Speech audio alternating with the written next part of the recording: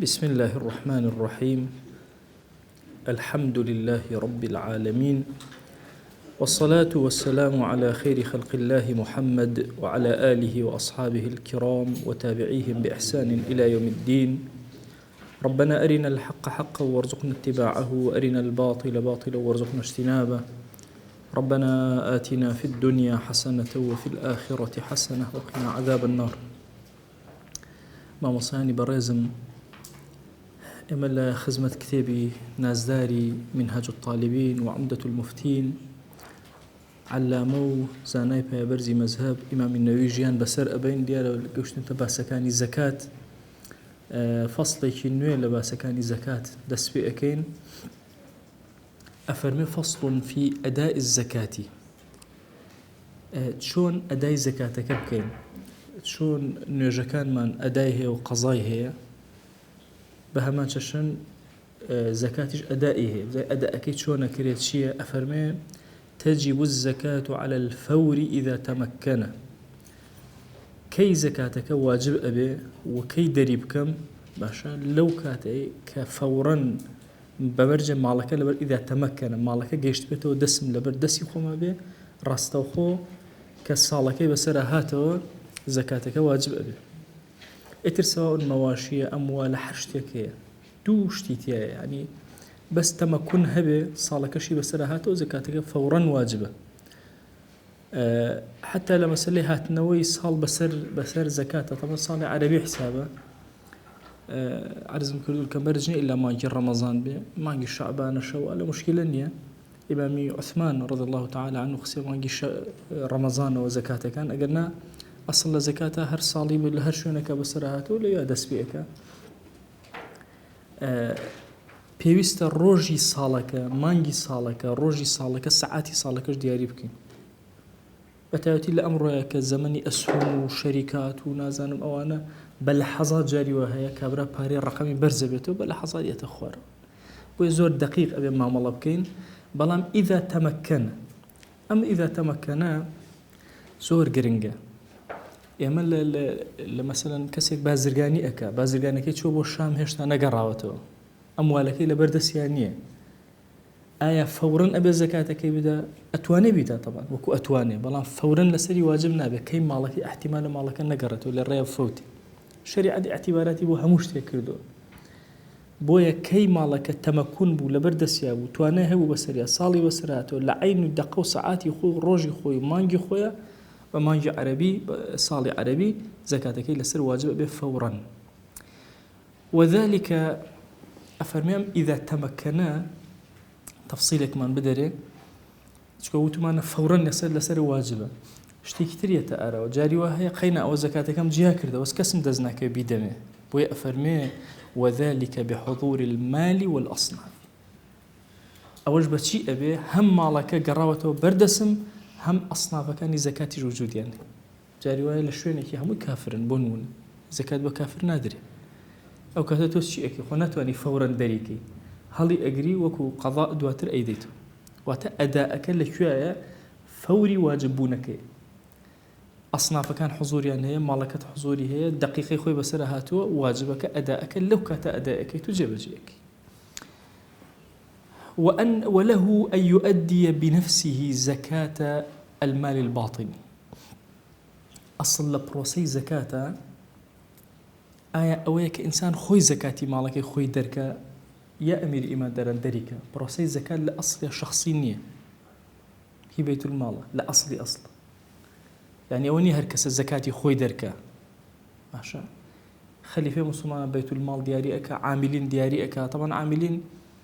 هلايك هي لعاملين زور كات ككسك مثلا خلق زكاة زكاة توزيع عليه مع عاملين تو عاملين نيت عاملين أو كسيك دولة دياري أكا وهي جراتبك شي نادات لو بشكي أدات واضحة يعني خليفة مسلمان بريال أداء مثلا أم هزار كسل لبروسي بيت المال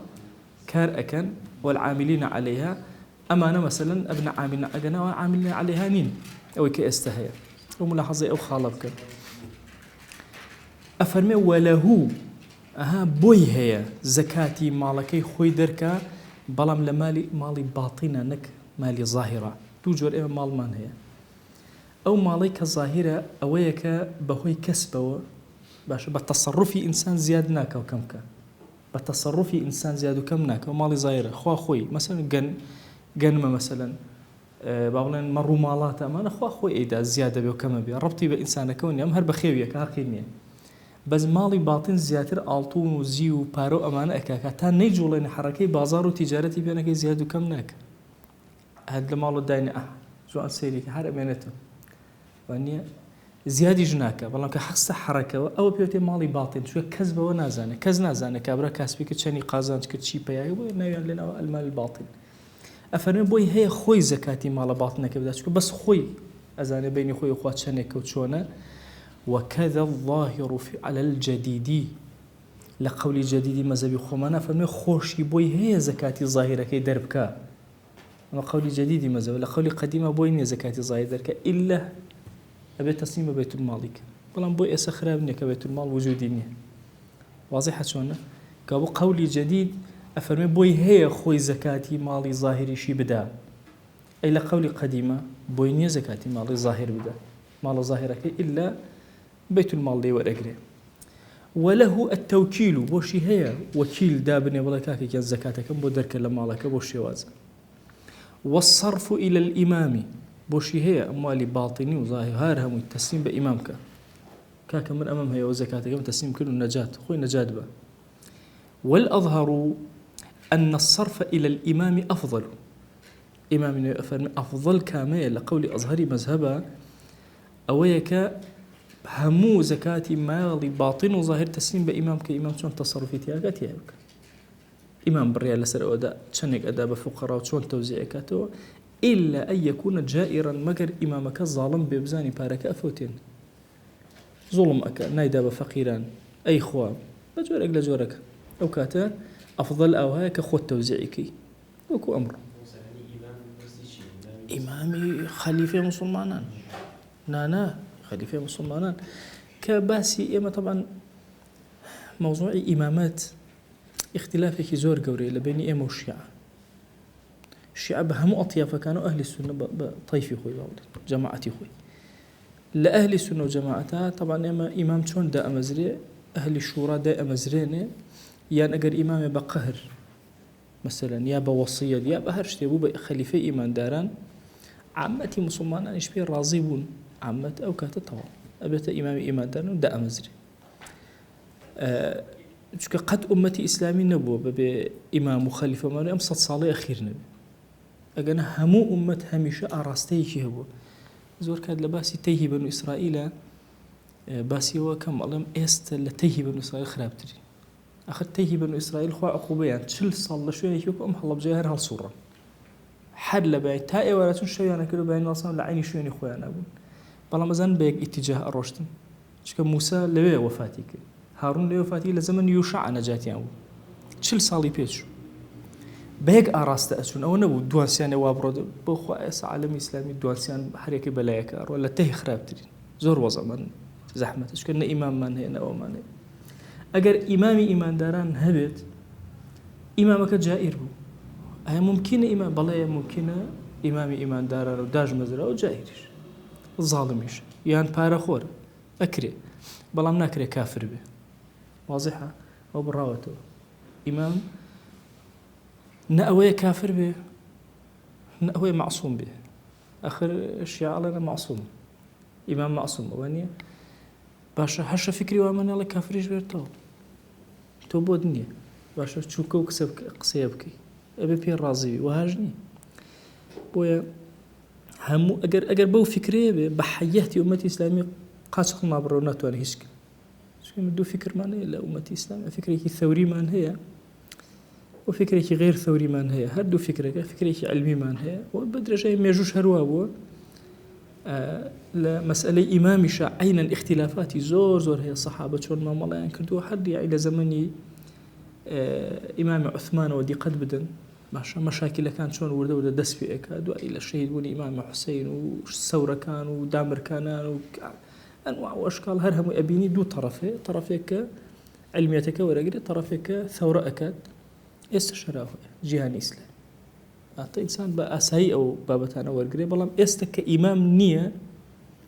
ئێمە لەسەر چی مامەڵە ئەەکەین باشە ئەچینە کوێ ئەچینە سەر قەولی جەدید کە بۆی هەیە ئینسان زەکاتی ماڵی زاهیر و باتینی خۆی بدات خۆی تەسەڕوفی پێ بکە ئەشکرێت تەوکیل بکە وەکی لێ بگرێ بڵێ کاکە و زەکاتم بۆ تۆزێک با لە کۆڵم کە و نەجاتم بێەوە ئەگەر ناخۆی بچێ بگەڕێوان وتەجیب النیەت زۆر مهمە ئەمە طبعا یەکێک لە کێشەکانمان بڕواکەن لەو عیبادەت و شتانە بۆیە لەزەت ناکەین نیەت ناهێنین نا ئەی کابرا زەکات دەرەکان نیەتی نییە کورە نوێژەکە نیەتی نییە ئەگەی لە خۆی نییە بۆی غەزالیە فەرمە هەرچیت کرد مەیکە حتا وەکو تۆزە ئینتیزارەکەی تا دڵت ساغە بێتەوە بۆچی ئەیکەی لەبەر چی ئەیکەی بۆ کارەکەی چییە مەسەڵەن لە هەموو ڕوکنەکانە تۆ نیەتت هەیە یعنی لە هەموو فەرزەکانە ڕوکنێک لە ڕوونەکان بریتە لە نیەت لێرە ئەفەرمێ فەینویە ئەبێ ئەمە بێ بە دڵیە بە زمانە ئێڵە چکە لە بەزەوی خۆمانە زمانەکەش دروستە هذا فەرض زەکاتی مالی ئەمە ئەم بەشە پارەی کە جیام کردوێتەوە یا ئەم مەڕە جیام کردوێتەوە فەرزی زەکاتی ماڵەکەمە فەرزیش ئەبێ بەکاربێنێ زەکاتیش بەکاربێنێ ماڵەکەی خۆشی بەکاربێنێ سێ کەلیمە یعنی ئەبێ باسی فەرزیەت و زەکات و ماڵی کردبێ یا بڵێ فەرض و سەدەقەتی مالی ئەوەش بڵێ هەر قەیناکە لەبری وشەی زەکات سەدەقە بەکار چکە لە قورئان ئینەمە الصەدەقە للفوقەراء سەدەقە لەبری زەکات بەکار و قەیناکە باشە بەڵام ئەگەر وەنەحوەهما باشە هاوێنە ئەم کەلیماتانە وشەی فەرز زەکات ماڵ ئەمە مهم تەئکیدی کاتەوە کە ئەمە زەکاتەکەیت ئەبەو شێوازە ئەگەر وتی طبعا مرجني أو كلمة يعني بس مهم أم مفهومة أبت يا هب فرزك زكاتك مالك بو أجروتي فرض مالي بس أونا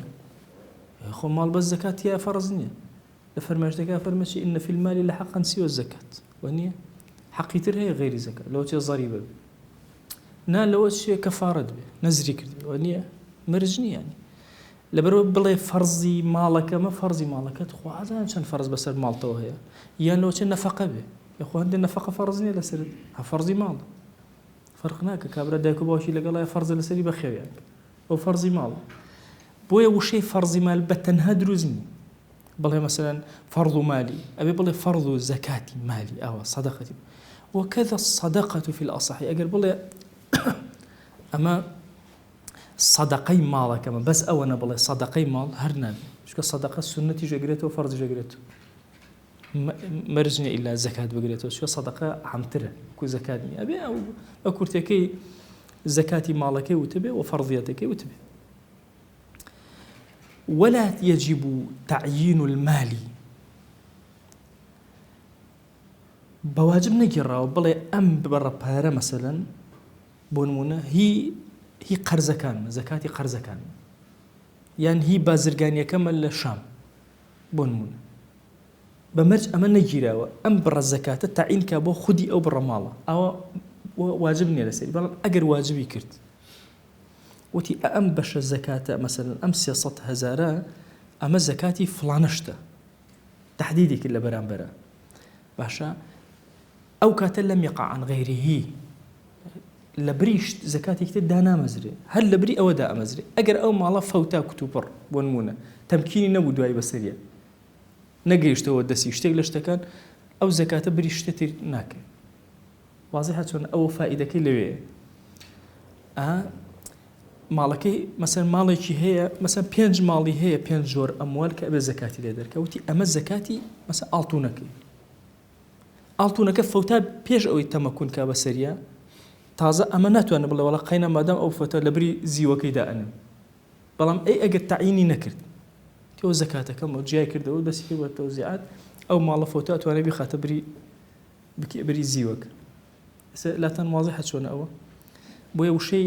تعینەکە بە واجب نەگەڕاوە لەسەری بەڵام ئەگەر ڕۆژێک لە ڕۆژان تعینی کرد خۆی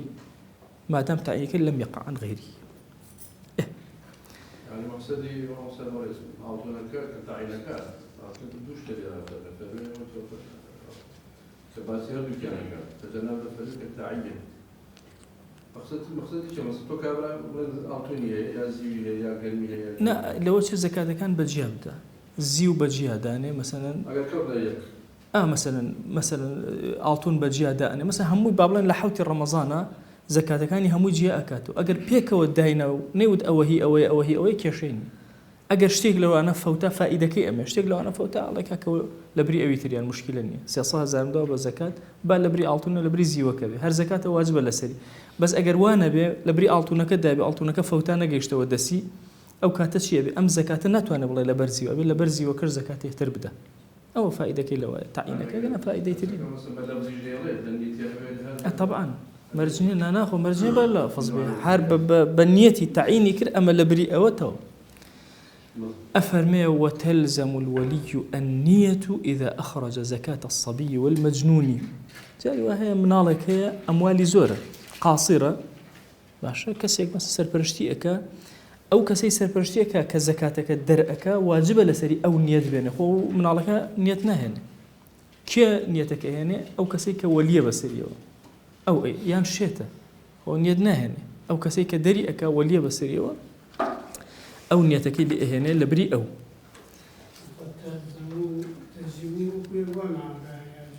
تلزم يعني واجب لسري يعني تجيب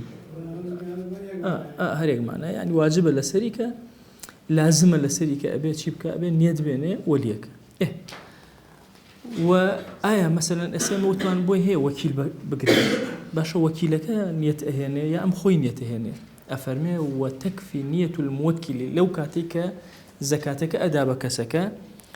واجب لسري نيتك بهنة عند الصرف إلى الوكيل ككاتي أداب وكيلك لو كاتان نيت أهنة لقول أصحى إتر جاري كتير بلان وكيلك لكاتي تفريقات دس بكاتوا واجب نية لسري بلان والأفضل أن ينوي الوكيل عند التفريق أيضا أو نيت بينه أو نيت بينه باشتر نيت بينه جا وقت يقول كردستاني خوم أنا أوهبو يعني مثلا حتى سرفيتري جاهم ببيرما أيو أما سرفيتري فلان وفلان وفلان وفلان لمنا الله كانوا لبري إيصالي أمصالي أواني أو أنا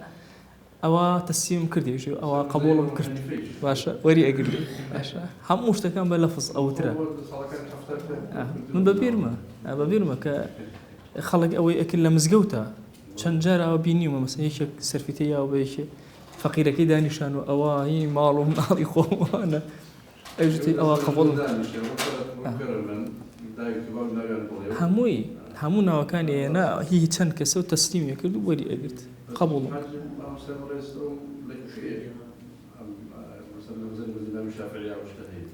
أم بم كيفية النية بس يتر ورده أخوي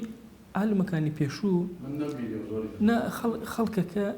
جهلك جورين هو ولا مثلا فقها باشا نية يقلا نبوته باشا كابرا هلا خو ويدا استشاوها هندجار أو صالان يقلوا بيش بيا برسائل كردم وتي والله ما صار من هر سوال كريجي كباري دم لا يخم أي نسم دويل بري زكاة داش يعني جات شون شتيو تو نيته يعني وتنها والله يجي أو نبي يعني تو تصور كاستج أم حالته هي أبي أو حالته بيشتر شون بو بنبر كردني أو نا هالنازني فقير يا فقير بيش بيناش هم أوشو همش نيتين يكابر هاش كسي هزار يداتي ولا يخون سي هزار بحش لسري صالة عليه ولا كاكو 500,000 مثلا لزكاتك لا أبم لبروي داوما لا بوي أما بابتان احتمال لو هاتي بوي هم هيبتي زكاة أو بلام لا يشتري ولا شيء حالي أو يتيا أو بهيبتي مثلا فقيرش كان دبي احتمال أو لا ينزل ما تأكل ولو دفع إلى السلطان أم جارة أكل سلطان هي أمير إمام داران هي مثلا براري كردو والزكاة أدينه كفت النية عنده باشا أم كسيك خوي أيدا لو كاتيك دفعيك بو سلطان يا بو بيت المال نية إهانة لم كاتا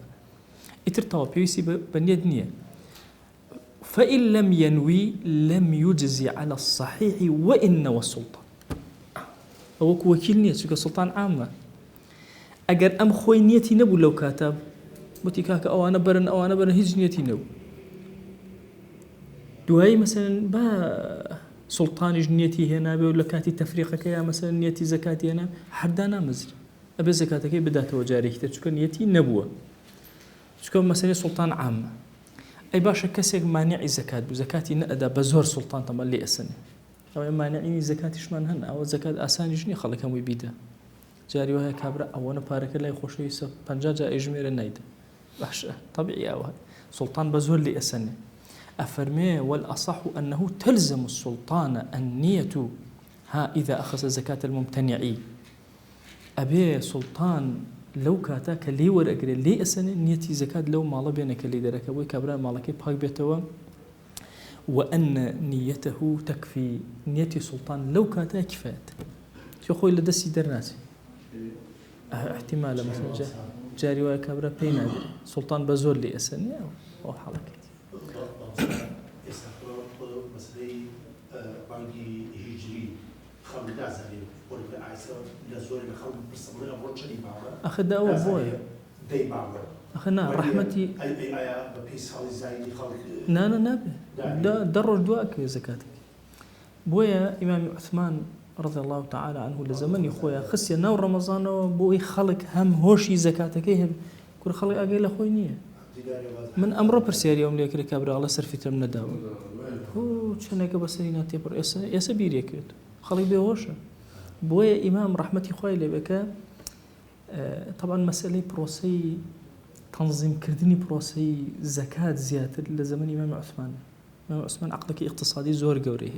راس لزمن كان بيشترى هربوه زمن إمام أبو بكر وعمر هبوه بلام تنظيمي زكاة أجب وردي دراسة أكل زمن إمام عثمان الزهر أو أبوه ترتيب كرا وتنظيم كرا وأنا لكاتي خويا ولجانا كانت شون باركان ورقت وجرا أنا توهم بوشي واز أوش طاو إن جاب بابتي كي زور قرنجة بابتي تعجيلي زكاة أهي أكرم من زكاة زوتر بدم أما وثمان أداء واني لكاتي خويا لو كاتا واجب أبي أي بيش واجبونك أتوانم بيدم إسا هند عبادات من هي أكري بيش يخم هند عبادات هي ناكري واني من حد شون بيش خم هيك نيوش شون بيش خم كاتي خوي باشا رمضان شون بيش خم أي زكاة أي شروك أوانا أي أكري زكاة بيش بخم أي أكري سرفتر بيش تر بدم أفرمي لا يصح تعجيل الزكاة على ملك النصاب اگر هشتا مالك نگشت بيت استي زكاة وزكاة دركي او زكاة دانا مزري هشتا نصاب دنيا كبره 2 مليون هي على قربان 5000 اگر باركم زور بوگشت الزكاة لبري زكاة اسايدم هشتا نگشت تحدي النصاب عشان كي جيش تحدي النصاب او كات التعجيل دسبيك كابو التعجيل لصالة اكري نقل نسبتك سلة واضحة نسبتك تعجيلتي أنا كده يبقى تبلي زكاة زكاتك شو كجيش تبلي زكاة أذن الزكاة دسبيك لسر أمكسة بلام كي أدايك كتاي صالك بسرايته واضحة واجبك دسي بيه كردوه شمولي كردوه بلام كي لو كاتا أيدا بوي أفرمي باشا لكوا دروسة قبل الحول بلام لكاتي نبون النصابانية بويا فرم لا يصح تعجيل الزكاة على ملك النصاب ويجوز قبل الحول بيشوي صال بيتوا باش قيناك دروس ولا تعجل لعامين في الأصح لقول أصح مذهبا نابه دو صالي لمدواتر بدا أما لأصح بلام للصحيحة دروس بو حديثك من هي في غمريان صلى الله عليه وسلم لمامي عباس سلفي كرد زكاتي 2 صالي بيشتري لي ورقت طبعا عباس زود ظلما زكاتي 2 صالي ركي لي ورقت في غمر صلى الله عليه وسلم هيش انا شاتب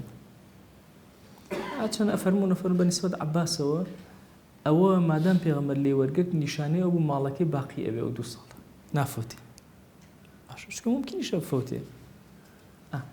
اجازه احكامي اگر فوتات شي لي شي بكين لقال كسكه بلا مهم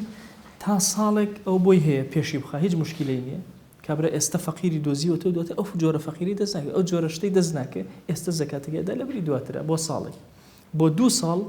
لقولي الصحيح مذهبي خمانة دروسته بس لقولي أصحى دروزني يوم ملاحظة أوبك أي مسألة سرفترة أفرمي وله تعجيل الفطرة من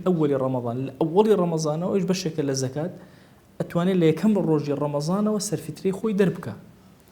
والصحيح منعه قبله شون للنصاب كدروسنا وبيش رمضان بلا ولا كل با سرفترك بدم لما يجي مثلا شعبان نابت إلا بالداخل بناو رمضان بإنجاز سرفترك واضحة لا تنأوى خو محتمل يشب بمري كابر لسري واجب نمنه يعني چۆن ئەویش ممکنە ماڵەکەی بفەوتێ بەڵام لە مەزەبی خۆمانە دروستە لە یەکی ڕەمەزانەوە کابرا سەرفیترێ دەربکە بەڵام ئەگەر کابرا دەغڵودان و ئەم شتانێ مەسە گەنمی هەبوو هەر بە حاڵ چروکەی دەرکرد و سەری دەرهێنەوە ئایا بۆی هەیە ئەوە بکە قبل بدووی سەلاحی دروست نییە کەی خۆی گرت گەنمەکانی وردە وردە مەسەلا خەریکە ڕقەبێ یان دەرئەکەوێ کە ئیتر ئەم گەنمە پڕە لە ترس ئەڕواتە دەرەوە ئەو کاتە ئەتوانە زەکاتی دەرکە گەنمی تری هەیە مەسە گەنمی کۆنی ماوەتەوە ئەڵێ کاکە ئەدێ ئەم مەزەنەی ئەمەم بۆ بکەن یان ئەڵێ مەسەن کاکە 40 تەنەکەم بۆ بدەن بە زەکات دوایی 40 تەنەکە لە تازەکە هەڵەگرم و قەیناک کێشەنی مادام بدووی صلاحی و ئەگەر بدووی صلاحی نەبێ نابێ بۆی ئەفەرمێشی وأنه لا يجوز إخراج زكاة الثمر قبل بدو صلاحه بيش بدو صلاح بوي دروز نية بلام دوي بدو صلاح كشيء نية اتر ثمرة مثلا تري بوتا برسيلة بونمونة لأوتي باريوة مثلا خرماية ورده بوتا قصب بابلين إن جاء حب ولا الحب قبل اشتداده و دانا والله كش حتى وكو خوي نقري تند نبي هر اعتباري بيناكن بوي كزكاتك دربك واجب نية لسري باشا وناتواني مثلا دريبك حتى وكو اوكات اگر دري شكل لحالتك شون لبيش رمضان سرفي تبدا قبول ناكري يعني بيش ملكي نصاب قبول ناكري اوج او قبول ناكري اگر كسك سرتاي جنمكي وشلتنك يا لبري زكاه لي قبول ناكري شويشتا اشتداد نبوه الاشتداد ابيت صدقه الاشتداد ودس فيك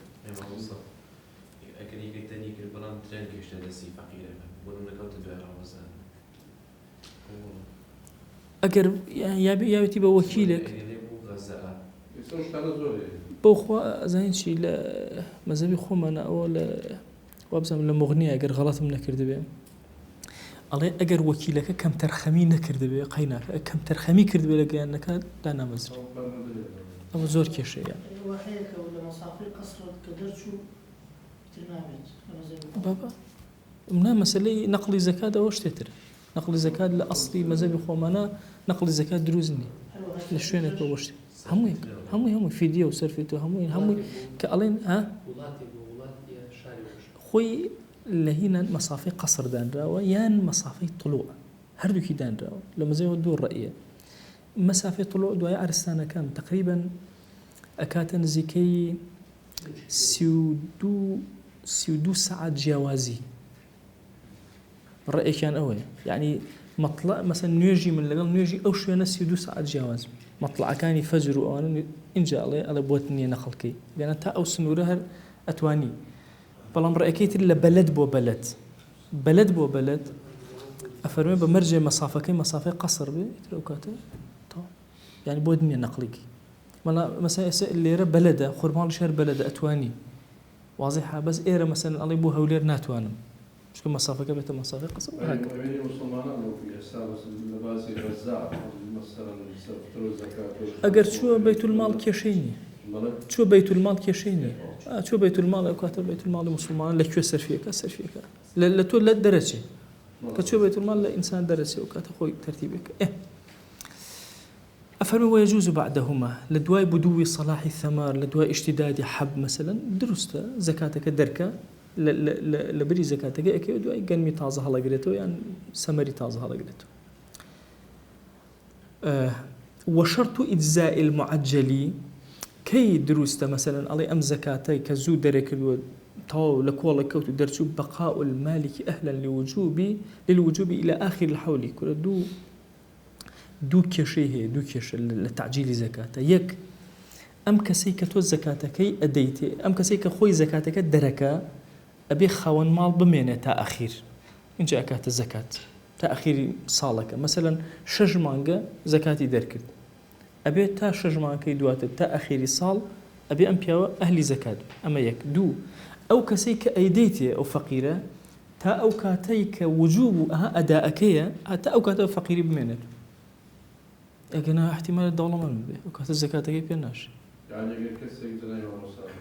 زكاة واجب بلام قدر إخوي ولا أخلاقي مالكي سوتا أو كات طبعا أم زكاة كي داوة بيشتر أجر باسي كرد بيه سباسي كين أجر زوتر بفقيرك وتبي بوي هي لبسنته ئەگە باسی نەکردێ بۆی نێ لێ بسەنێت ئەگەر وتی ئەمە زەکاتە و کاکە هێشتا وەختی نهاتەوە بەس ئەدەمێ ئێسا ئەو کاتێک کە بەسەرا هات ئەگەر پیاوەکە دەوڵەمەند بوو ئەتوانێت لێ بسەنێتەوە باشە ئەگەر خۆشی لە پارەکەوت ئەتوانێت هەم لێ وەرگێت مەسەلەن چل سەرمەڕی هەیە بۆ نمونە باشە ئێستا ئەڵێ کاکە خۆ من خۆش دانێکم ئەکرد ئێستا ئەیدا بە کابرا لە دوایە لێ وەرەگرێت ئەگەر بە شەرتێ پێوت بێ واضحة چۆن ئەوەجا ئێستا بە درێژی ئەوە باسەکە ڕەحمەتی خۆی لێ بێ ئەفەرمێ وشرط إجزاء المعجل بقاء المالك أهلا للوجوب إلى آخر الحول مالك بأتى آخر حول بمنه باشا هر خاون أو دارية بك زكاتك يا أبوه وكون القابض في آخر الحول مستحقا لأخير حولك مستحق بأو كسا ممكن لنا وراسات دولة من بدواي بكويته مشكلة مني أخير حول كاتي أداءك زكاتي بيبشي باشا جاري وهي مثلا مسألة فقيرة كني مرتد أبيته كابرا يعني أمره يكمل خو زكاة بمردو ناشي هنا كيرك الله وشته زكاتك أو كسا بون من مردو ليش يورنا قرتو ناشي وتو بزكاتي دوام درك تعجيل أو زكاتي دانا مزري لا تام واضحة أو شو بو أو شرط دانا قريمان كابرا ملشي خوي بارزراو بس أو كسيك أم زكاتك دا مرد مثلا نخوش في دا وكابرا مرد لآخر حوله بزكاة دانا بزكاة تربدا يعني مرتد بو كافر خو زكاة بكافر ناشي أبي زكاة دوهم بدا إيه أفرمي وقيل أما قيلك إن خرج عن الاستحقاق في أثناء الحول لم يجزئه على اللهم أثناء حولك يا نقل أخيرك وشكما أخيرك وتما أداء لو رجيك إيداتي أو شجمانك بكاملي يكسعاتي هبو أمكسا لو هنا درتو زكاتك دانا مزري أو رأيك قيلك بلام لا واز ولا يضر غناه بالزكاة بلام أجر كابرات دولة من بو مثلا أو زكاتية أو زكاة دوات شو كاسبيكر وردو لآخر حول دولة من بو زكاة باشا آية أو أكاتا أو بينا شيء زكاة بهر بيه شقينك شكو بهوي زكاة أو دولة من بو لكن الدولة لبسنا راهي تشينما بوي بيترا بوي دولة من بوي مغني ومغني بكابر واضحة أو كلمة لو أو الأخير شكو ورياي لو ما ملكين مهم أما قيلك حساب لكن لتعجيل زكاة أبي توظب ورياي فتوى بدري شكو زور أو تانية ترى من چندين جابتين كاك فلان كالسرطانية نخوش عملياتك ريو أمانة زكاة هو بيش خم بوي رون كيتو ما لا يكسر دروس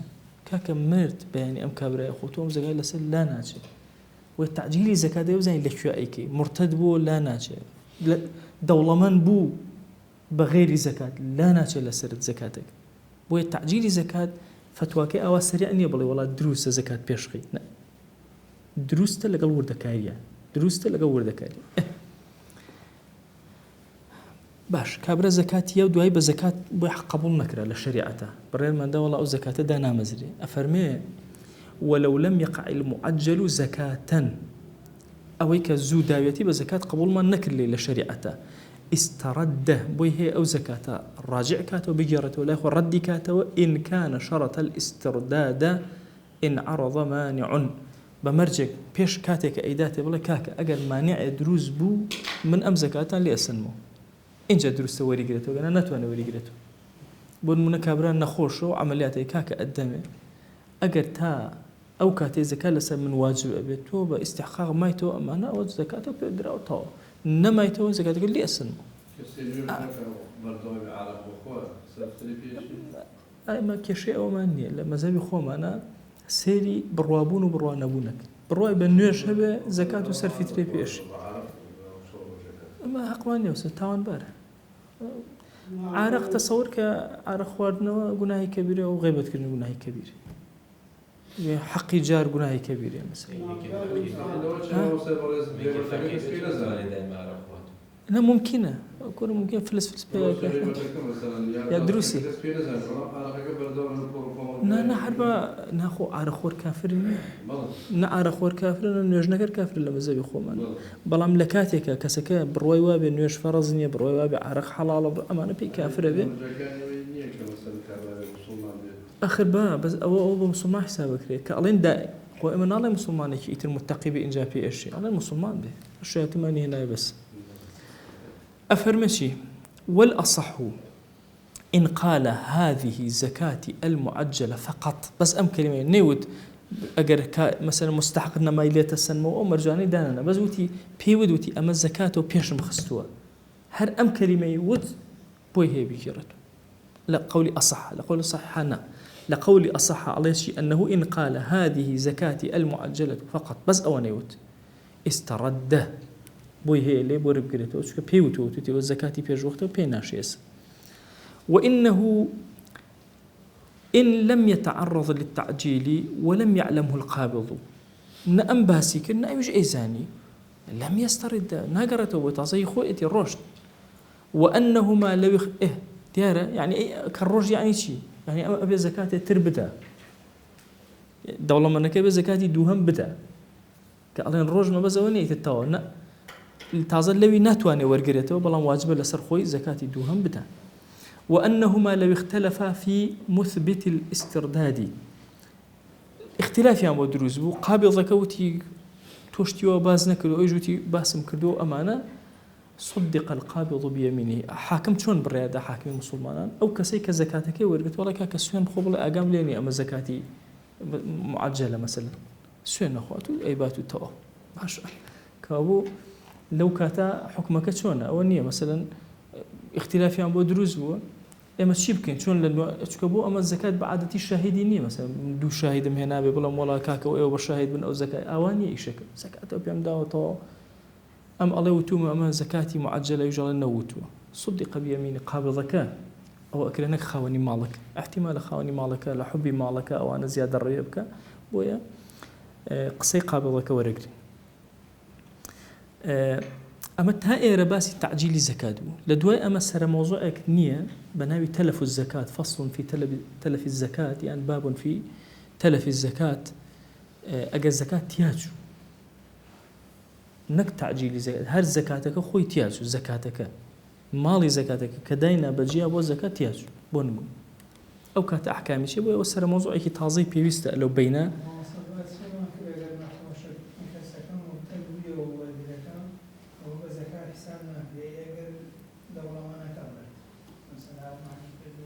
هیچ بصدق بو نسرته أو كات أولادكاني لحالتك أتوان أجر بيوتي معجلة ولي ورقرمو أمانة أتوانا من الله يا فقير كود مرجني بمري فقير كود شو اللي سنته والله كذا مرة كم برو هيك من ما بلام هر وكون معلومة للأمانة بس للتعجيل كابر والله للتعجيل زكاة زور يعني كم صال هي شندين كسبر سوي تعجيل زكاة نك إيش هذا كابر النخوش أيديتك كبياني مرت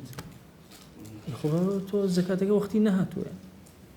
أبويا مسألة تعجيل الزكاة أجر كسي برسيارك إلا أو روشن كنو يبدأني نبهدا مثلا دواي كبر قلنا باري شبيه لسريش إلا الناس ونارزاني أو كتفتوا كلا كوالي أمي خزاني نخوش بول شيء ولا خوش عليه هو طلبنا كثير وقت داون هاي يزول فيه مشكلة نية أو أزاي شيء الزكاة زكاتي معجلة بكيشمانية كبر أجر بمرجع بيبشي جاي كبر لخصاني هو دولة منه يعني شيء هو دولة توي سرطان نابي برا والله إيه إلا برا مرجنية إما زور كيشمان لفقه زكاة هي زور كات كدراوة دسي خلق لبروي مثلا خليفة مسلمان وجودي نية أو أنا أميري إمادارا نية خلق أخوي فقه زكاة نية نازلة شون ما ملبك جالوا أيدا بكسيك وكو كابر السؤال كرك عرزم كدن أيدا إنه سيتو داير لسيل الناس هذا برا أبي فقه زكاة دائما برسيار بكرين حتى خلقي دولمان مثلا جوان برسيار كورد كاريشتكاني اعتيادي باس كاك أوم هي بوشوا كام زكاتي ناك شون صرفي كم آية مثلا فلانة مشروع بكم نكم أبي همي أو بكري إيه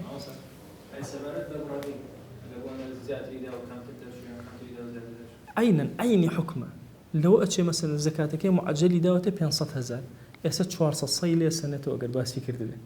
واضحة شوانا أقر هيشي بازن كده تازل لنا سنة الرشد أهو يعني مثلا أو كاتحسن وقتك هي براكة لقوا كاتي كإذا مع تعجيل تيارة يعني اللي كان التعجيل حسابنا قبل أن نشتم هي زكاة غير مطلوب. لا التعجيل دائما إنسان حسابات ناقة. شو كان نازن الأخير وتشنى زكاتك. أدا لا يخو إنوسي. دواي الله مثلا الله كاك بيستنا كجان مداو أو مداو مثلا. لدواي لكاتي ورقتنا وحاصلاتها یان ساڵی بەسەر هاتەوە ئەگەر بازرگانی بوو ئەو کاتە حساباتی خۆیەکە احتیمال لە زیادە احتیمال کەمیدا پڕیەکاتەوە زیادیشی دابێ ئەگە ئەم مەرجانەی تیا هاتووێ دی ئەتوانێت زیادەکە وەرگێتەوە ئەگەر ناتوانێت بابچینە سەر تەلەفەکە ئەڵێ ومتى ثبت والمعجل تالف وجب ضمانه ئەفەرمێ هەر کاتێ ئێمە دامان ناکاکە ئەوە زەکاتەکەی داوە باشە اینجا معجلیش داوێتی زوو داوێتی زەکاتەکە کێشەمان نییە و تەثبیتیشە لەسەری کاکە وتوێتی ئەم زەکاتی معجلە ئێستا کاتەکەی هاتوۆتە پێشەوە سێرەکە زەکاتی لەسەر مەسەڵەن مەڕێکی داوەت ئێوە چۆن مەڕەکەی فرۆشتووە ئەسیڵە مەڕەکەم بەرەوە نییە تالیفە زەکاتی معجل وە پێیداوە بەڵام ئەوش تەلەفی کردووە چی بکەین لەمە ئەفەرمێ والأصح اعتبار قيمته چی يوم القبض ئەبێ قیمەتەکەی بداتە بەڵام کام قیمەتی داتەوە ئەخ لەو ڕۆژە تام ڕۆخوازانە زیادەکە کەمەکە ئەو ڕۆژەی کە داوێتی بە فەقیرەکە چەندێک بوو ئەوەندە پاری لێسنێت واضحە چۆنە نەک ڕۆژی واجببوونی زەکاتەکە احتیمال لە زیاد کاتمە کەمکە ئەو ڕۆژەی کە پێیدا چکە تازەمە ئەتیباری ناکەین بە زەکات ئەمەوە نییە کە بۆ ئەو ڕۆژەی کە پێیداوە ئەو ڕۆژە ئەوەی ئەکا لێ وەرەگرێتەوە وأنه إن وجده ناقصا أجر كم بو مثلا كاك مرة شي داوته مرة شي قلوي خربانة ياوته كشي أسال لتو لار باش مرة كي إبادة كردو أو فترة بونون يا ما جاش كوري شاكي داوته اسم ما جاش ضعيف الله درس باش أفرمت تنها أو يبو أجرته فلا أرش شو احتمال بأن خوشي احتمال بوا بهر شێوازە ئیتر وردەکەی ناچێت هەر خودی ئەوەی ئەداتەوە با کەمتریش بێ قیمەتەکەی بۆ زیاد ناکاتەوە بڵێ وەڵا ئەو ڕۆژە کە پێم دای بۆ نمونە مەسە قەڵەو بوو بایی ئەوە نەبوو ئێستا لە ڕەبایی ئەوەندەیە نە ئەوەی لە قبول ناکەین هیچ ئەرشێکی نیە تەنها شتەکەی خۆی وەرەگرێتەوە سەلامە دەرەسی وأنه لا يسترد زيادة منفصلة طبعا دائما أجل أمشتان زيادة هي زياد أكا مثلا شيري هي مثلا خوري هي مثلا بون منة أوي كزيادة منفصلة لإنك اللي بوتو نايجرته وخوانك تعظف فقيرك بردوتي إسلاتان واضحة أو يعني أجر كم يكرد دولة من ليرة زر من دك كزكاتي مؤجل دا وتلف بوا أجر خدك ما بوا ضعيف بو لاواز وهرشين وري أجر تو أرشينية أجر زيادة كرد بو زيادة كفقيرك بردو مثلا شو بو بس خوري كيف روشتو جاء أرزكم عينا نشتي أو هاي زيادة منفصل بتشي كده بتشكي ورناجته تنهاك دانك يعني ناس يقول والله كاك من دوا هنا يسبون بدوان دوانا كم برو يك دانا ورقلته يك داني داوا أسئلة واضحة تشكي زيادة منفصلة شيرة خورية بتشي هر شيء أسئلة أو تن لا واضحة هيج مشكلة معنا خذي هو ورقلته كشيء أو أزاين شيء زيادة كمتصلة به كشوا بس كمنقطع بو هي فقيرة كده يتر سواء بتشية سواء خورية سواء شيرة هرشتك مثلا نالي والله كاك أو زيادة نشم بدروا مثلا خورية كده كريته والله خورية كم بدروا مثلا باي 10,000 والله ما صفر وشتوا ده بمرة بون من يا خواردوت أو إني للشريعة هذا خذي هنا كورقته مرة كورقته أما باسي شيء باسي تعجيل الزكاة وتلفي الزكاة أم جرى باسي تأخير الزكاة بابكين أفرمي وتأخير الزكاة بعد التمكن يوجب الضمان وإن تلف المال أجر زكاة تأخير كل كاتي خويا أو زكاة دامنا باشا بلام نمدا تأخير يمكن دواي مالكم فوتان أي أم زكاة هذا ناقرت وبوتو ما مالك شفوتي ما دام أملكاتي خويا الزكاة واجب ودان له هر زكاة هر بزكاة برو كبريت دولمن ناتوه بلا كور خو تازه مالكم فوت زكاة كم بنو تازه لسر صالي خويا لدقيقي خويا تو لسر واجبو برو زكاة هو درك أي أجر ها زكاتكي تلف كرت حتى لحالتك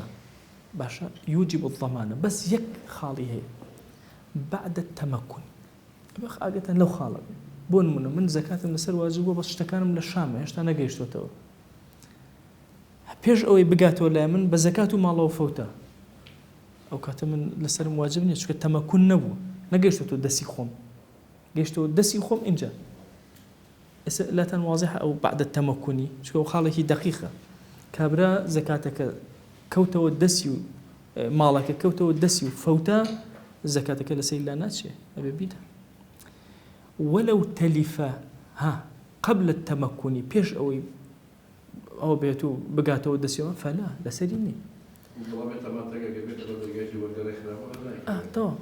كوتايبي مثلا ولو تلف بعضه أي أمجارة هنيكي فوتا وهنيكي وهاتو لما الله كان مثلا آية بون منه مثلا من والله صدف تربها لإيشة سعري بي أنا كرر في هالشي بيكم كاك بريكي بنجا دفترين بو قرر بنجا نهاتو فوتا آية شون زكاة يعني زكاتك بكاملي دركم شو خو زكاتك لسه واجب وبكاملي أفرمنا شريعة أوانية أفرمي فالأظهر لقول أظهر أنه يغرم قسط ما بقي أو قسطي كما وشنك بنجايا إيش بنجا لصتي زكاتك أدا مثلا ديكي زكاتك يدرك وهكذا شني ما بو بالضبط ببي قياسات أو تان لا واضحة شوكا جاري وهي مثلا بريشي أفوتي لو تي لصتا يكي فوتي أم لصتا يكي زكاتك أرو سيدنا من واجبنا بلا شوكا قبل التمكن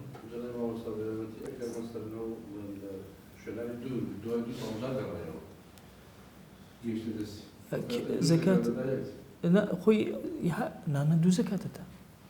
نانا أجر دو صال إن جمالك جيشته ودسي دو زكاة لسري واجبة دو زكاة لسري واجبة بس أو كاتا قياس ترمان هي لدينا بس ما نكرت برجتها أبغى شو كالزكاة زكاة اللي نادرته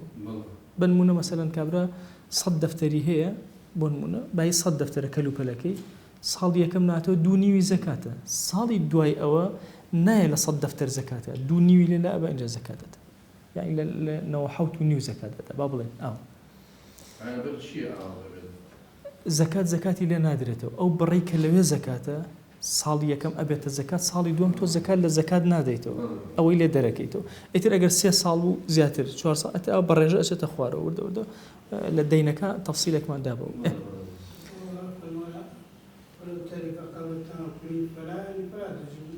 بلا زكاة لسه واجب نية بلام أجر نيوي بواتو نيوي لسه واجب شاري وهكذا أما باسي شيء وباسي تلف بو خوي مالك فوتا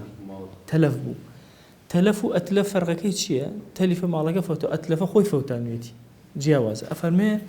وإن أتلفه بعد الحول وقبل التمكن لم تسقط الزكاة أجر خوي مالك خوي فوتان صالي شي بسرعة هاتو بلا هشتا نقشتو تو دسي باش أو كاتت شو أنا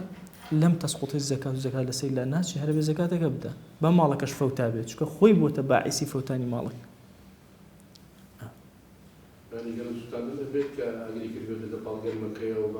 وكلا دسي درجنا خويبو بالسبب تلفي مالك طبعا أتلفه كان معناه يكيك كاكا وتي كاكا سيارة كان مجين إيرابون من السيارة مثلا كاكا بغابون بفروشن بين بشتتر أتلف المال مثلا دواي زرري كله هناك باشا إسقاطي كرت أو زكاتي حال سرواج شو أو زكاة لو كاتا هي أو كرنو فروشنا تحديدية أو نيهش بارك بقرته هرشو إشي تري بيك برو أتلفه وهكذا يعني بهرشي وازك لشوازك يا توربوها بصير يا سوتاني جاري إنسان كلية به أقاي لأخوينا أو شر أو فاي أفرمي باشا آية الزكاة ربطي بماله وهي يا بشخصك وهي يا تشون الزكاة ربطي بتشي وهي لأنه أمالا آخرته زكاة إنما الصدقات للفقراء هي فقيرة كان آية أم فقيرة هاو بشي مالكي لقل منا يا واجبكي واجبي زكاة بو صاحب زكاة نقبو مالك وجوبي زكاة رؤكات الصاحب مال يا أكات خدي مال كمان أفرمشي وهي تتعلق بالمال ربطي بمالك ربطي بصاحبك ونية مسألة زكاة ربطي بمالك وهي أجر ربطي بصاحبك ومنال زكاتي نكوته يا شيء زكاتي نكوته ونية خو تكليفي لسرنية شيء تكليفي لسرنا دي زكاتي لسر واجبة لا تنواضح أو بو تعلق بمالك ما دام وجوبي زكاة تعلق بمالك منال شيء كحرشي هي زكاة لسي واجبة شو تعلقي ماله بلام شون تعلقي بيو أكا أفرمي كم رأي أويا تعلق الشركة الرك أو فقيرة بيت الشركة مالته كابرايك صد دفتريه دو دفترني الزكاة الرك أو دو دفترني مالي أو فقيرانه شريكتون أجر أم بابتا ها سركن تعلق الشركة به أجر أم كابرايك شو كسابتي كربم دو دفترني زي كر فيها إي فقيرة كان هي أمنية شو كان الشريك مال سلة واضحة أو قصية جرينجا تعلق الشركة رق أبنى شيء أبنى شريكي تو لو ماليا زيادة كر زيادة أبن أجر كم يكر هر هي خوت أبدو دفتر نيو بيس كس حقي تصرفي نداوبته أبو جاري وهي لو هي الرخرة وشتانه مجاي هاورة كان كل بخاتي خو زكاة ما كان بخواردن تصرفي تيا ما كان دولة ما شلون أداتي وابيته شو كد فقير خوي أزاني بتشي أدا تقول بري أو برير نادي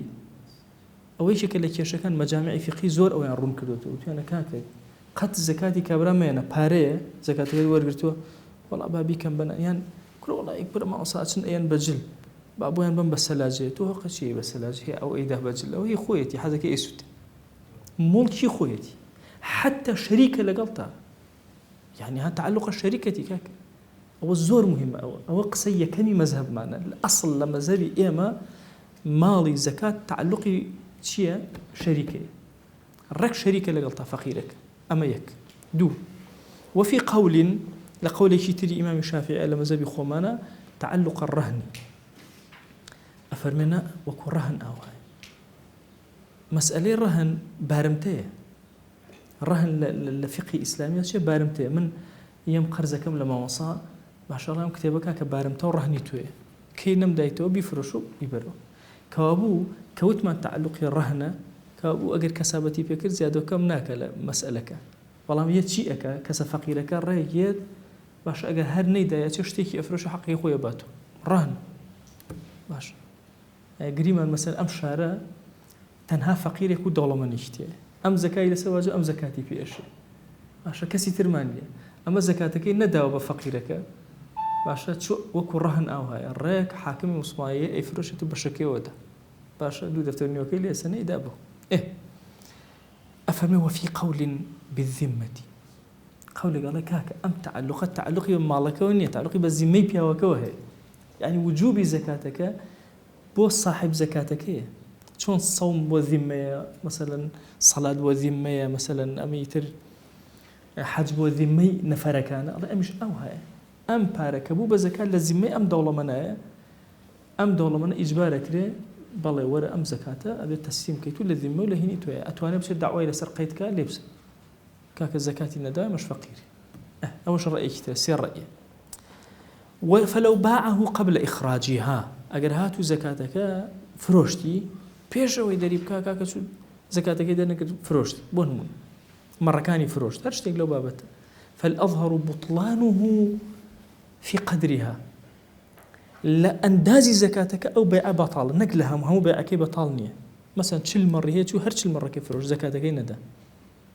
دانيك يعني بيعك دانا مزري دانيك يعني في قدرها بطلان بيعك لو دانيا وصحته في الباقي ما شاء أو قولي أظهره والله قولي الصحيح على شيء الله يحرب بيعك حميها الله وشي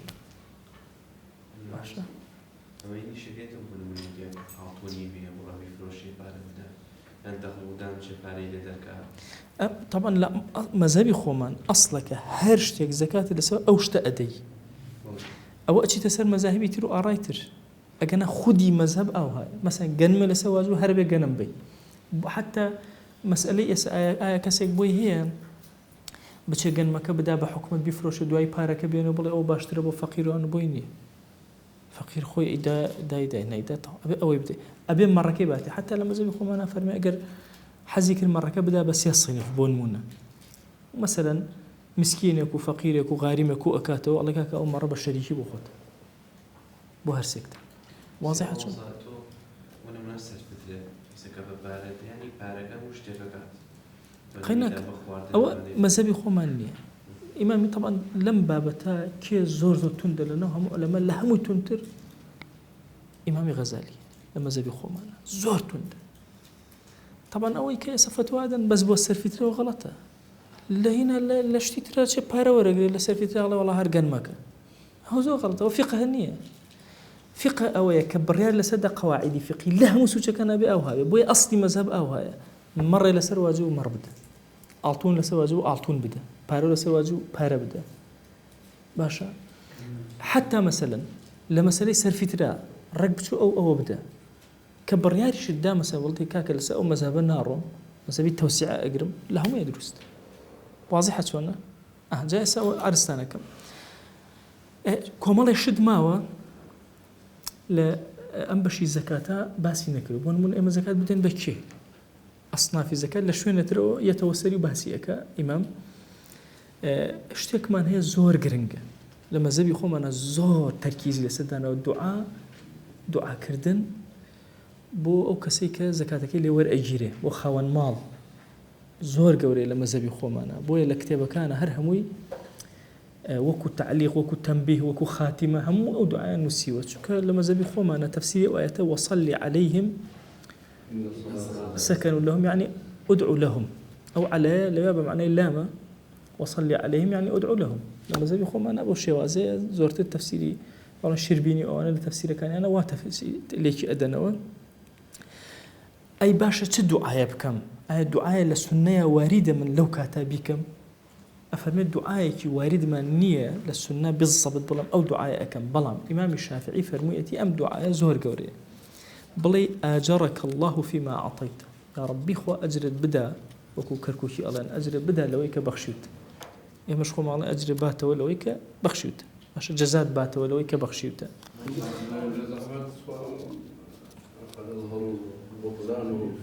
بلما كما وصل بلما بقى دعاء طواكم زي مو خزمش نانا ما يأتي أجرك الله فيما أعطيت وجعله لك طهورا عشان خوي قربي كاتب ما يبحق بنوات وبارك لك فيما أبقيت خوا بركة وخانت أوي كماو أم دعاء زهر قرنك خوا أمد لي قبولك وأجل بدا أوي كماو بركتي تبغى أو زهر قرنك أو دعاء ما قد لا يدنش اللي هو كوا وجعله لك طهورا وبارك لك فيما أبقيت وقصي إمام الشافعي فرمي باشترين الدعاء وأوكسك وري قري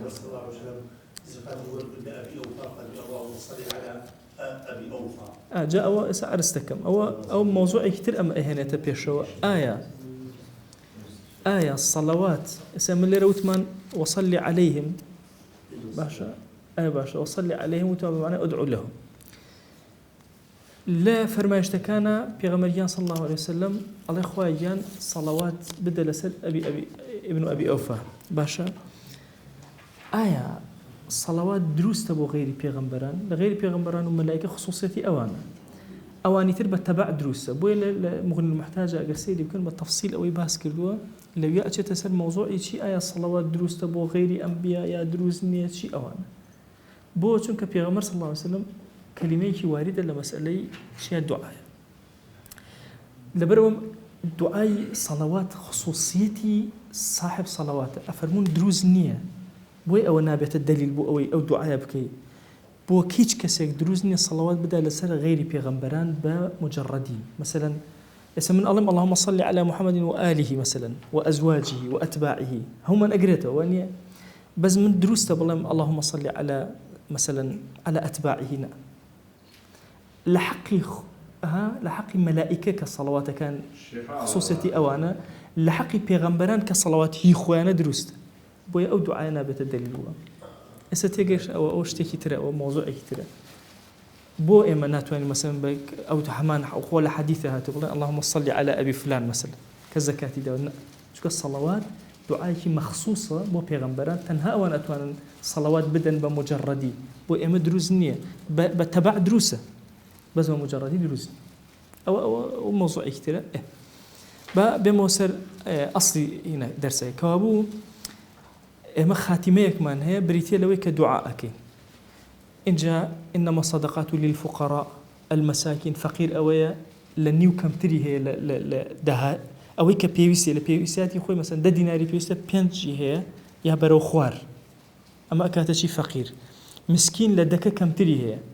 إسا فقير ما كم تري والله مسكين منزورة ها مثلا هەشتی هەیە حوتی نۆی هەیە هەر بە مسکین لە مەزەبی خۆمانە مامەڵی لەگەڵا ئەکرێ دانان کە مکاتەبە کراون مثلا غاریمین ئەوانەی کە قەرزار بوون بەمەرجێ لە حرامە قەرزار نەبوو بن لە ئیسرافە قەرزار نەبوو بن بۆی ئەگەر نامەسە ئینسان ماڵێ بکاتەوە بۆ خۆی قەرزار بوو زەکاتی پێشێ بەمەرجێ ماڵەکە زیادەڕەویتیان نەبێ چوو ئەنواع کاشی و دیکۆرات و تەرتیبات و ئەمانە نییە ئەو زەکاتی پێ ناش بەڵام ماڵێکی بچکەڵی دروست کردەوە قەرزار بۆ لەسەر یا ژنی هێنا ئەوش چیتانەوەیتر ئەفەرمێ زەکاتی پێش قەرزار بوو لەسەر ژنە بەڵام ئەوش زیاد تاوان گوناهی تیان نەبێ زیادەڕەویتیان نەبێ عینەن نه هێشتا نەیهێنا واقعەوە بێنە ئەگەر پێی بشێ قەیچێکە فەقیر بێ لە بابەکان بەس لە بابی غاریم نە غاریم ئەوەیە تەواو قەرزەکە هاتوتە سەری وفي سبيل الله أوش لبناي مجاهدين زياتر تركيز لسر أويا وطرق كاني تريش لطلب علم وأنا هندك أجريته هندك جنا أجريته علماء اختلاف يعني ابن السبيل جو كسيك أشياء للريخوي إن جاء مالك بدات نيفروشة أو مرجك إلا مرجكاني مذهبي خومن باشا خدي أوش تبدأ باشا إن جاء باري زكاة مثلا بو مزقوت وبردو أو أنا بهش وازك دروز نية إن جاء أو كسي كزكاتك أديتي هم مسلمان به هم بالغ به هم عاقل به كل زكاة بمنال ناشي باشا غلطة شو كان لما زبي خو ما نزور تند لو مسألة قشتيانا الله البويش يكي أو قشتيانا ناشي مزبي خو ما هو براندوته تنها مسألة طالب علم وفقه ومدرسة وبابته لما زبي خو معنا ما وصل كي مدرس للشريعة الإسلامية كباسي كله كأفرم دروسته مزجوت تبعي مزجوت وانا كخدمتي أكن أفرم دروسته أو قضية كتير مسألة زكاة دان بمنال ويكل هلا كان مثلا كبراء أشد وسهتي وبينت زكاتك داو بده زو من الله دانا مزرعة بتبى دايشي بتبى وكسي سربرشتي أكا ومن الله كناش يا شيء تبيني والله زكاتي بما زكاة ناشي بوان واضح على يا أبي توكيل بيعني من الله كبيني والله بس زكاتي وزكاة ناشي بوان أبي بزور بورياي ما ما لقى الأول أنا إلا أبي مسلمان نابي مثلا كبرها هوارية مثلا تقولي والله زي يزيدية زكاتي النابي نصرانية زكاتي بين ناشي با فقير يجبه شو الزكاة صدقي بيه شيء خير خيراتي بيه شيء بس زكاة خصوصيتي يبو مسلمان زكاة خصوصيتي يبو بالغ زكاة خصوصيتي يبو عاقل إن جاء أوانيك لسر مالي باوكو أمانا أوانا واجب لسر سيري باوكا كأكي هو زكاة بخوي ناشي مثلا كشيك لسر مالك والله بابزانم زكاتي بيه شيء أنا بخو ماصا هيتشي نيكا كتو سيري باوكي كباوكي أنا باوكي زكاتي بيه شيء تا أو بيه بشي باقي بيشا لا هيك آخر أو إسا بو تعادل بو عرستانا كم أمي بسريع بتيا برونشكو بو برسياري بردوام يعني كابرا يعني سياري هي وضعي باشا وأنا والله أكتكل زانكوي بزكاتك بتيا كل شيء شيء أتيتي هو أزبر لسه باوك بخير إيكا واقيني يان باوكو دايق لا من الله جاري وهي بيا إيكي بيرا لا من الله كان يتي واجب لسه من الله كان بخيبي كان من الله كان زكاة يعني بيناشي باوك بيناشي ليه شو واجب لسه وأنا بخيبي كان بوي إما الزكاة سيري خدي نفرك ناكين وليكي أكين أو كسي سر برشتي أكا أيا بي إيش يا بيناش وهكذا يتروى تقريبا أول ذكر كان زكاة ودواترج يتوسر المسألة شوازي صرفي زكاة بو أصناف كانوا أنا شو كل ما زبي خوم أنا أصل أو هيك لأني كم كيس صنف أجر هش صنف كودس كهر هش تيان بيان ديت زور باش ولو كم يشبه شو كم زبي إما سيري عمومي زكاتك سيري شخصناك سيري مناك كم هر آياتك إنما صدقات للفقراء هر آياتك هش صنفك عرستانك لما زبي خو ما نسيري أو ناكا من بتشم زكاة من بيقدانا الدولة منيكم من ليو إيدم أو ليو إيدا لكوي قشتي ما نسير كله بوي لما زبي خو ما نقدر هش صنف هش صنفك بيان بدري زوزر باشا أجر هش صنفك دزنك ولا يعني كم سيان أجر حردس إنك ودهني كان أجرنا محاولة بكي تفريقي كي باشتر أو دان سرفترة؟ نانا سرفترة حقي بسر أم غارم وأمانوني يكمل عصام سرفترة وفتية لا أخو أم الناس سرفترة كمان باسكر سرفترة أجر مثلا حتى وكو روجي جشن شوتمان حتى وكو مثلا زوال يعني دواتر الزوال هشتا مجالاتي تيا بس كشوي استا يتربط الصدقة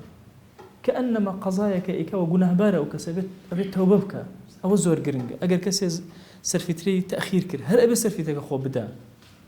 بەڵام گوناهبارە چونکە ئەوە لە ماوعیدی خۆی تەجاوزی ئەبێت چی بکە تەوبەشکە لەگەڵی واضحە ئەو کەسە بمرێ گوناهبارە بێ لەسەری ئەوە لەم ڕۆژانە نازانم پرسیارێکم لێکرا ماوەسای وتێتی وەڵا بێ بخەیتە ساڵەکەی ترەوە غەڵەتە چی بخەیتە ساڵەکەی تر کێڵم کە برا نابرێت تا ساڵەکەی تر ناوەڵا ئێستا واجبە لەسەر بڕۆ بیدە سەرفیتەکە دەرکە و تەوبەکە هی خۆست بۆ بەنسبەت خۆت و بەنسبەت ئەوانش کرد لەسەر تۆ واجب لەوچە مناڵەکانی لەسەری واجب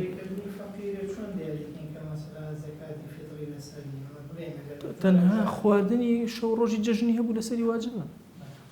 بەس ئەوە نەتەواوەتی لەسەری واجب بێ زەکات دەرکە ئەها فەضلی هەبوو زیادەی هەبوو لە شەو ڕۆژی جەژن وەلەو ساعێکیش بێ بەش یەک دانیان بکە ئەو ساعە لەسەری واجب یعنی ئەگەر فەقیرە لە ماڵەکەیە هیچ نەبوو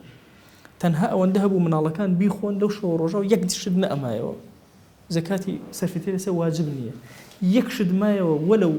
نیو ئەوەندە بێ ئەوەندەکە بە زەکاتی سەرفیتری ئەڕۆ ئەوان پێشتر باس کرد ئەوە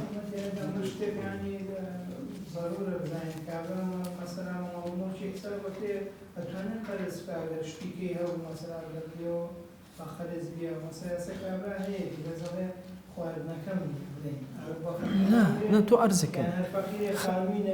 نا ئەمە ئەخوانیەوە سەر خانوشتەوە باز باسی خواردنە لەوێ خواردنی شەو ڕۆژی جەژن کەڵێ خواردنی شەو ڕۆژی جەژن باسوان کەباب و گۆشت و تەرتیبە ئەم بە زەمان مەبەست هەر ئەوەی هەبێت نەمرێ یعنی ئەمە ساعەک گەنم حسابەکەن وانە هەر ئەوەندە شتێکی هەبێ ئەوانە با نوکتەیەکتانەوە گەڕمە لەسەر قسەکەی هەمووی تەرجیح سەر دەرسی تازە لە دێک مەلایەتیمە کرد پیاوێکی لێ بوو تر خۆی گەورە عەفویکە تۆزێک ئەوە دەستگراوەی هەبوو وتی ماوەسایەکمان هەبوو پێش تۆ ساڵێک زۆر حەدیثێکی خوێندوێتەوە حەد لە زوو باسی کرد وتێتی تۆ خۆ چی ئەخۆی ئەبێ ئەوە بێت مەچن گەنم بن بۆ خاتری خوا خۆتان چی ئەخۆن ئەو ئەیوە منیش چوون وتم جا تۆ زمانی قەسەم بەخوا من بەس تۆڵەکە و نازانم چی و چی خواردە کیلۆ نیوە لەوانە ئەدا جا ئەبێ زۆر بە وریایی جاوە سوبحانڵڵا هەوو جارێ ئەوی لە بیرەکرێتەوە ئەو پیاوە ینی ماوەسای نەبێت زۆر بە وریایی مامەڵەکە لە کەلیماتیە تۆ لەوە چێ بۆ هاندان ئەمە دووتبێ بەس ئەو کەسەکە بە مەزاجی خۆی ئیسفادەی لێەکە سوی ئیسفادەی لێکرد لەوە چێ ئەو ڕەمەزانە کابرا ڕەزی لە بەس گیا ئەخوات دوای چی لێ